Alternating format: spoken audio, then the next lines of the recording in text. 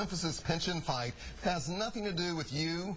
Well, think again. The city is trying to find an estimated $700 million for an underfunded pension plan. Ultimately, we're talking about your tax dollars. Memphis businesses are now getting heavily involved. The Greater Memphis Chamber says if we don't fix this problem now, everyone loses. This is not just about city employees.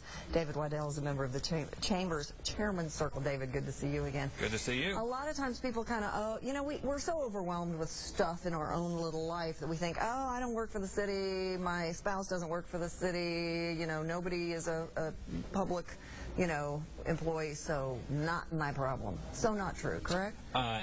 All of our problem, and that's why we have to do something about it. Just to give you some context, right now we should be paying about $100 million a year into the pension to make it sustainable. We've been paying about $20 million a year, so there's an $80 million gap. The city's budget is $600 million. So to come up with that $80 million, we either have to raise property taxes 30%, we have to cut services, which means we have to close the libraries, we have to close the parks, we don't fill in potholes, right.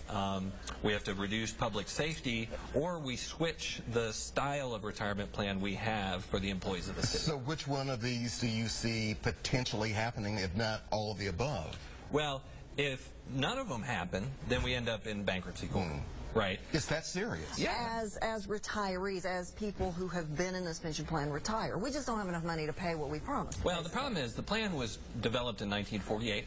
The average retirement age at that time was 64 years old. The average, well, not the average life expectancy was 64 years old. Today, the average life expectancy is 80. Right, so that's an additional 16 years that we're paying for in retirement. The average retiree gets about $32,000 a year. Right. You multiply 10,000 of those times 16 years. I mean, it's billions of dollars. But out of fairness, in fact, one thing the Chamber does not recommend is harming those employees who have paid into the system, who were promised this. So what do we do? How do we... So we have two plans, right? You have one which is kind of the salary for life plan, which is the defined benefit plan. Right. And that is going to be there and be in force for those who are currently receiving those benefits or those who are fully vested, having worked in the city for more than 10 years. For the new employees, we're going to switch to a 401k style plan that we're all more used to, where... Well, that's what businesses have done. Yeah, actually, most, in right? the 80s, 80% of businesses had the same kind of plan that the city has right now. Today, less than 20%. So everybody has recognized that we need to modernize the American retirement system. It just hasn't happened in the public sector the way it's happened in the business sector. So and David, how do we get there? How do we recognize it? How do we make these changes as a whole? So the plan is out there. The mayor has proposed it. It's to switch from the current plan to a defined contribution 401k style plan. What needs to happen is the citizens need to get engaged. And there's a fallacy, I think, where people think if I don't own a home, I'm not paying property taxes. Oh, right. If you live somewhere in the city of Memphis, you're paying property taxes, right? Because if you rent an apartment, you're paying property taxes. Right. And so everybody is engaged in this issue, and everybody needs to get in contact with their city council representatives and say, I am for reform. Well, and also in terms of jobs, because companies will look at a city's fiscal stability. I'm one of them, right? So I have 2 kids in the city. I have a couple of properties. I have 25 plus employees.